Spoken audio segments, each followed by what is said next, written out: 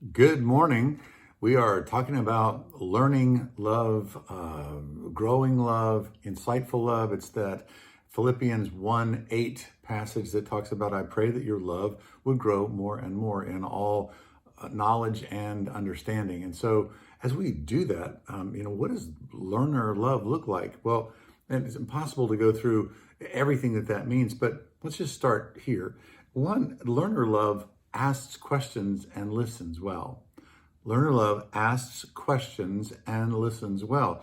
Now, I think that there's it's one of the things that most of us are not particularly good at doing.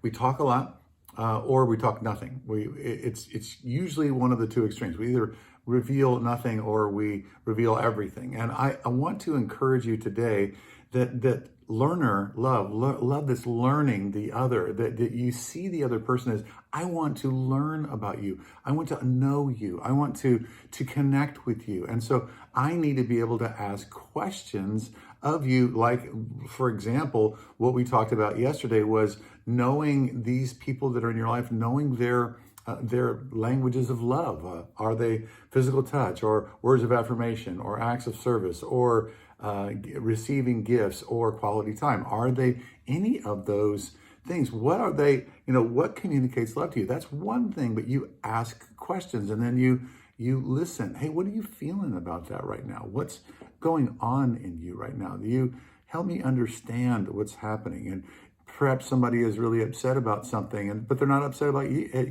you. A lot of times what ends up happening is when somebody's not upset at us, but they're upset with somebody else, we will just kind of set that on the side, or we'll just listen to griping, but we won't ever dive into the what's underneath that whole thing. And so growing learner love actually asks questions of others and then asks more questions. It's like, so help me understand what's going on inside of you. That's a really great question. Help me understand.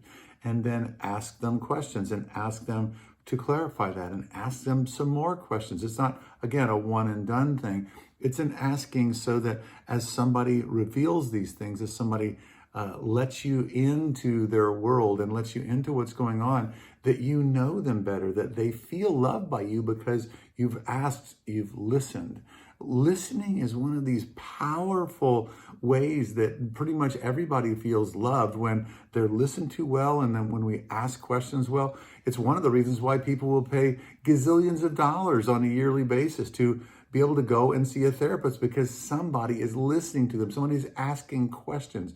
Be a good lover of people means to start asking good questions. So learning love asks questions. Learning love asks questions and then continues to ask and listen well. Take that to heart today. Practice that with one or two people in your world today. Slow it down. Ask some good questions. Help me understand what's going on with you. Can you ask for more clarifying and deepening questions? Listen well. Make eye contact the whole time, and see what happens. See how that changes that relationship. We're learners in love because Jesus has made us people of his love. Thanks so much for joining me. I love you.